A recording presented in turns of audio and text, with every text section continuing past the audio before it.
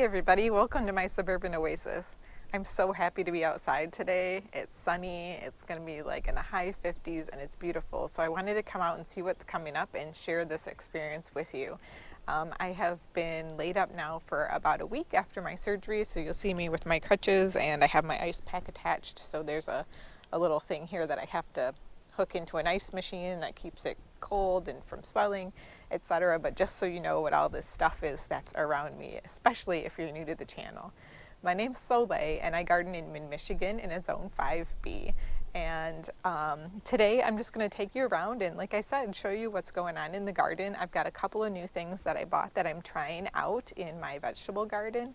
And we're just going to check out and see if there's any tulips or daffodils or what other bulbs are coming up as well. Right now I'm looking at this raspberry that's next to me, and I know it's got to be pruned. So this one right here should be like an ever-bearing raspberry and should continue to grow. So I'm just going to pull out my handy dandy clippers. Kangaroo pouch type shirts are my new favorite thing. I can cut anywhere back from where these bloomed last year, but I'm just going to go ahead and clip them a little bit lower so that this doesn't get all kind of crazy. And I'm kind of right now just leaving stuff around to be picked up at a later date when I'm a little bit more mobile. All right, so that takes care of that. And I see that there's probably some new shoots that are going to be coming up as well. So I got 3 of these pop-up bags. These just came off Amazon and I don't have them spiked in or anything. I just have them sitting on top of these pepper cages that I got from Gardener's Supply Company. And these are basically like tomato accelerators. They're supposed to help your tomatoes get going sooner in the season. But what I'm doing right now with them is I'm going to put some lettuce seed into them. So let's see if I can do this.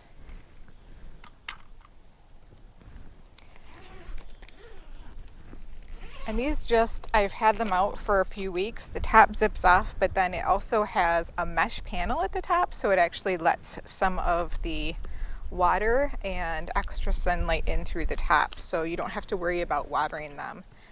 But they've stayed upright really well for the last few weeks, so I'm quite impressed.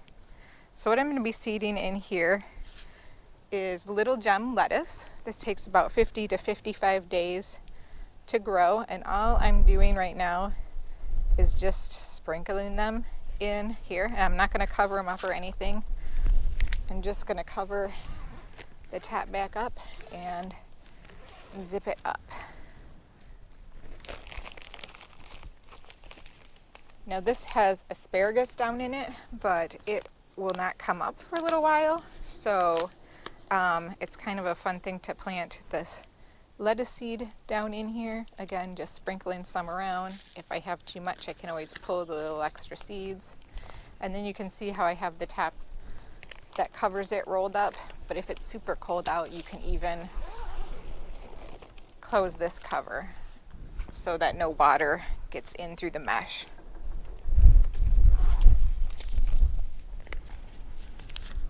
I'm probably going to get a whole bunch of comments from people about be careful, don't hurt yourself, you know, and keep recovering, but I am being really careful, you guys. Trust me, I would not do this if I thought it would set me back at all, because I definitely do not want to be set back in my recovery. So that's it. We got those sown. So that'll be nice to have some lettuce. I always love being able to come out and put some on sandwiches during the lunch hour. Now, if you can hear any knocking noises in the background that's really loud, there's a bridge nearby that is being completely reconstructed. So they're taking it down right now. So I apologize for that.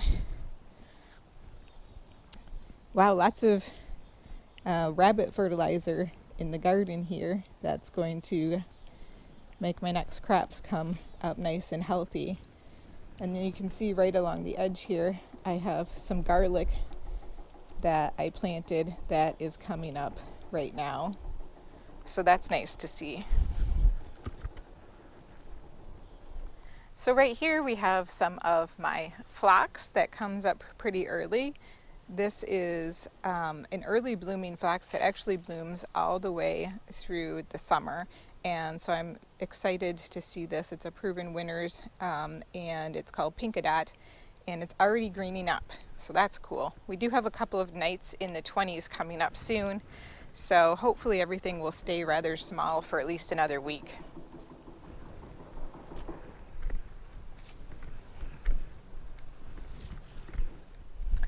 So you remember that nice bird feeder that I hung up this year? I don't know if it's the squirrels, raccoons, or opossums that got it, but they tore it off from the tree.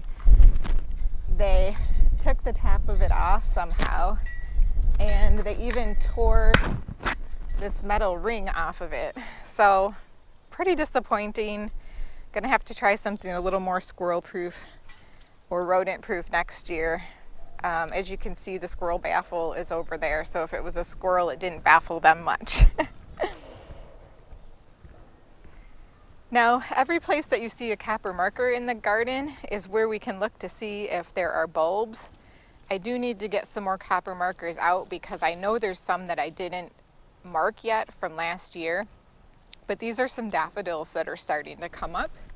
So I'm really excited to see the greenery, even if it is just little tips poking out. It means they survived the winter and they're getting ready to put on their show. Over here we have some azaleas and rhododendrons, and I'm excited because we can actually see that there are some buds on top of them. So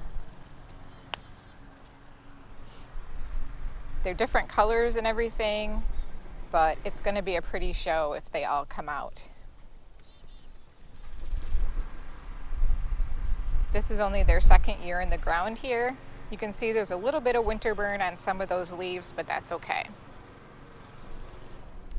So we haven't cut down that small maple tree yet, but that is still in our plans to do now that it's getting nicer out and all of the snow is melted.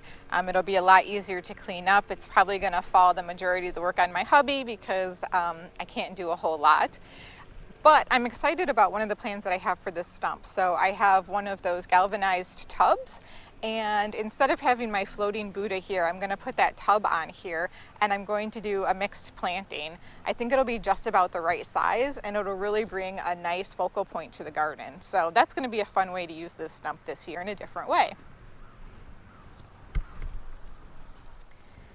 So this boxwood recovered really well last year. Last year I pretty much just allowed it to try to grow back because we had such a cold winter last year. It got really well burned by the ice. And so now that it's grown back, I really want to focus on, once the new growth comes in, trimming it back into its kind of conical shape here. So I think that'll be really nice to have and look really sharp.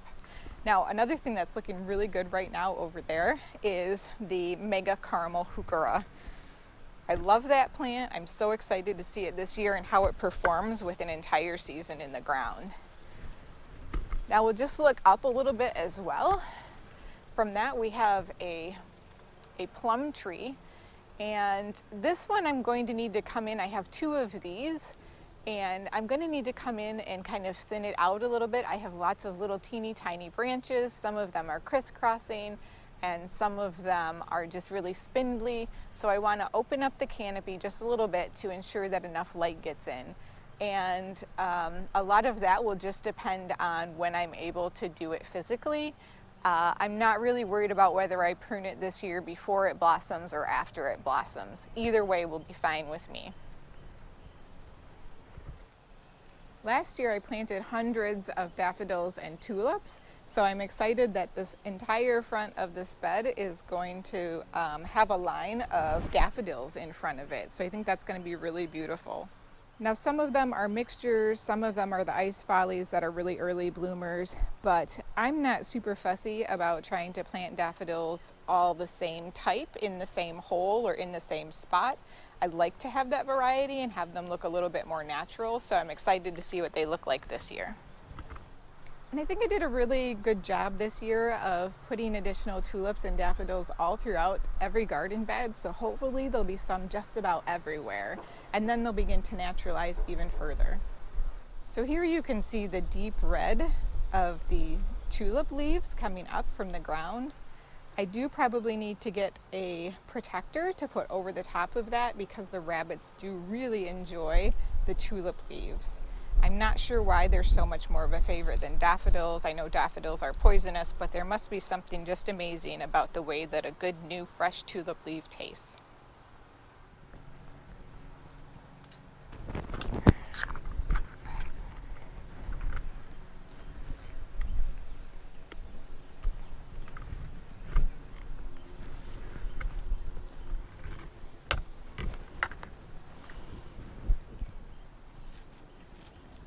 Okay, so now those are protected, and if you will just kind of sweep a little bit along here, and you can see some of the green that's coming up in the bed right now. It looks a little bit like grass, but all of these are tiny crocuses.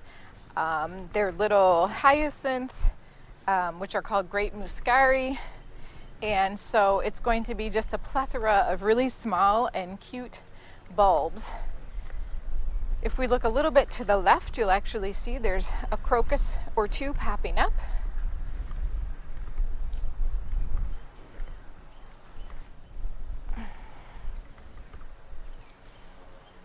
They're so beautiful and dainty. Now, I've also been doing a little bit of research on my climbing rose because I was really excited to get this. But after doing some reading and being in zone 5B, it will be interesting to see how this rose comes back. This is called an Eden climbing rose. It has beautiful light pink flowers on it, and I've bent the canes horizontally to try to get lots of new growth this year, but I don't know whether or not it will have very vigorous new growth. That's going to be a little bit of what I'm going to be watching for, because from what I've read, some people have experienced a lot of cane dieback because of our really cold winters. So technically they are hardy and they will come back in zone 5, but the canes that are up above the ground more than a foot or so may actually die off, and I might have to trim, and it might have to start over every single year and act more as a shrub rose than as a climbing rose. So we'll be watching that one this year to see how it performs. So this is a double file viburnum, and it's a shrub that's called that because it is a flowering bush and it has like baseball sized white blooms, and I think it's like the opening day of baseball season, and I guess maybe it blooms right around the same time, I don't know. But last year I didn't get any blooms because the spring frost came so late, the last one, that it killed off the blossoms that were on there before they were able to open. So I'm really excited to see how this performs this year, and I'm hopeful that we'll get to see its blooms. These tulips here have been here for 2 years, so this will be their 3rd year blooming. And so I've already protected them against the rabbits coming in. These are really beautiful. They're super giant flowers, and they are just magnificent. They're like a coral pink sunset. I can't even describe them well.